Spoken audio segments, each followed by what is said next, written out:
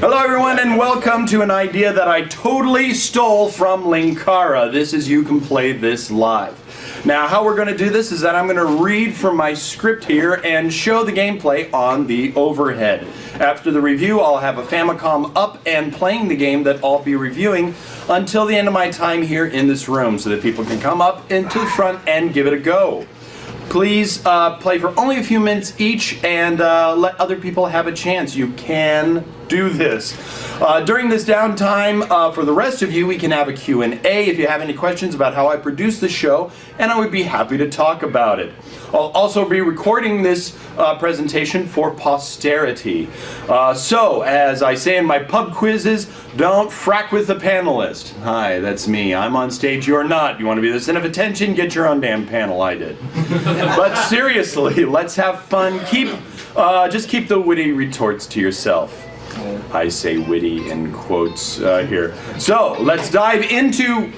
Wait, that's Linkara. Oh yeah. Ganbare! Oh yeah!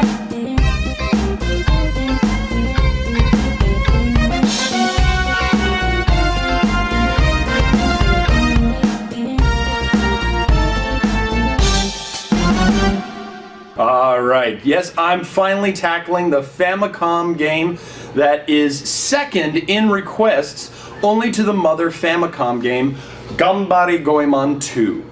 I went over a bit of the first in the series of my YY World review in Season 2. I didn't go too deep into that one because, well, to tell you the truth, I really didn't play it very much, and so I didn't want to go into a game that I didn't know much about.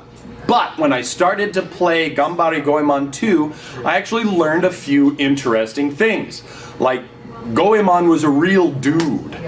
Goemon Ishikawa lived in the 1600s in Japan and is actually rumored to be their version of Robin Hood, for the most part. I say rumored because there are a lot of conflicting stories about his life. Many are exaggerated, like him being a ninja. But it's generally agreed upon that for his crimes that he did in Japan, that he was boiled alive. Oh my God! Wow! It's kind of sad because in this game, if you lose all your lives, you actually see Goemon being dangled above a pot. Some demon is making Ganbare Goemon gumbo. See, there was no gumbo in Japan. So anyways, this game was a sequel to one that was made in 1989, 3 years after these are the jokes, folks. If you're not digging them, you know, there's the talk. This game was a sequel that was made in 1989, 3 years after the first was released for the Famicom. Now, while I didn't care much for that first game, this one improves upon it on many different levels, but more on that in a few. When you start the game, you're given the options to play either as Goemon or as his ninja friend, Ebisumaru. Don't forget, his ninja friend, who I actually learned was actually a hot girl. Yeah, both Goemon and I are kind of surprised at that point. And kind of turned on too. Don't judge me! The object of the game is to go through all 10 levels and defeat the main boss. There are mini bosses strewn throughout, and sometimes you'll have to just try and find them as they don't always just appear at the end of the level. It might just be a room too. Half the time the level ends without a mini boss battle too. Here's the controls. The directional pad obviously moves the character around the screen. A jumps, and B uses your iron pipe, known as a kiseru. And once you get an item from a bouncing, wait for it, kitty! Then B shoots the item.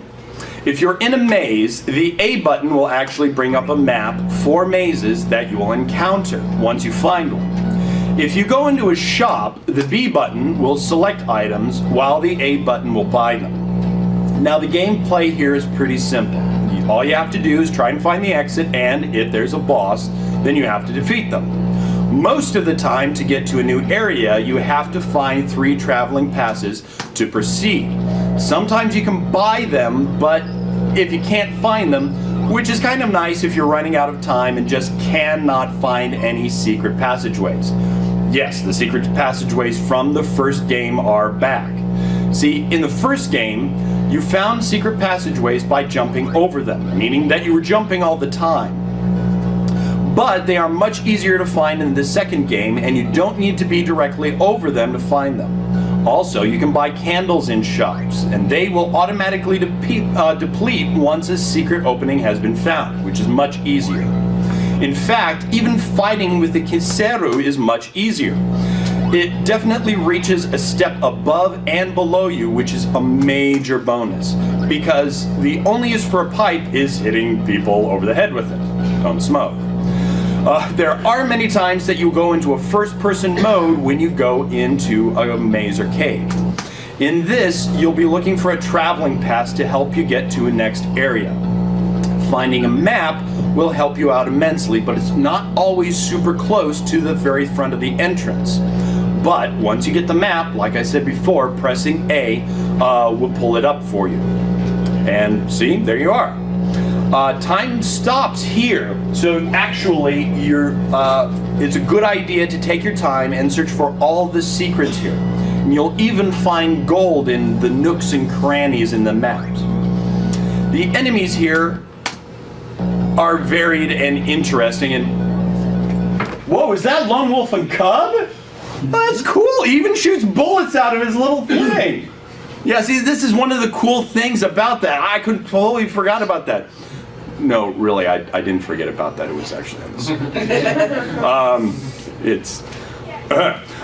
There's a lot of cool scenes like that. Like here, you can go into a spa, but if you go into the female side, you actually get a girl throwing a bucket at you to hit you in the head. And it's very cool. In fact, there's even another one where you can go into a burlesque club.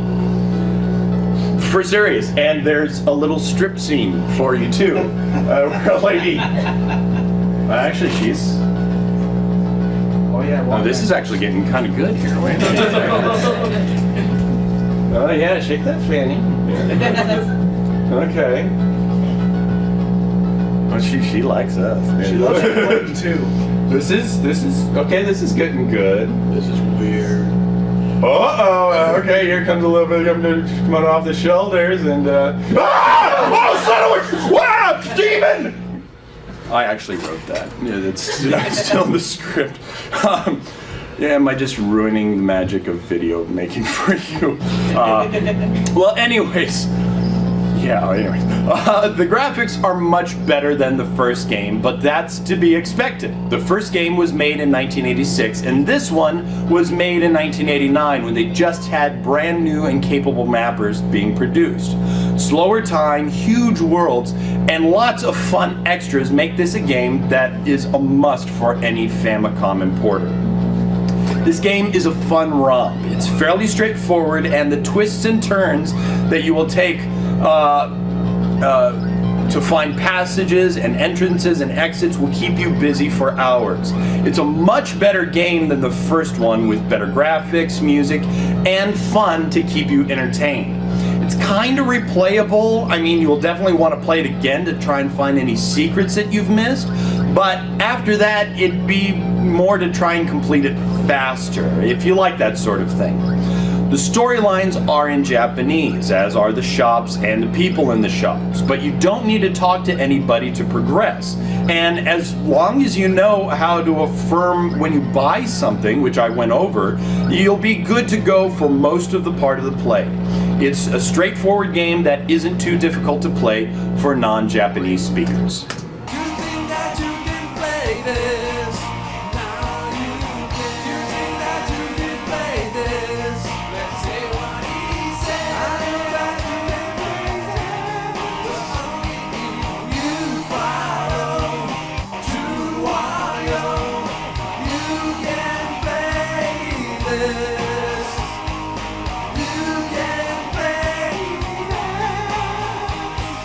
Hey everybody, don't go yet. The panel's not over yet.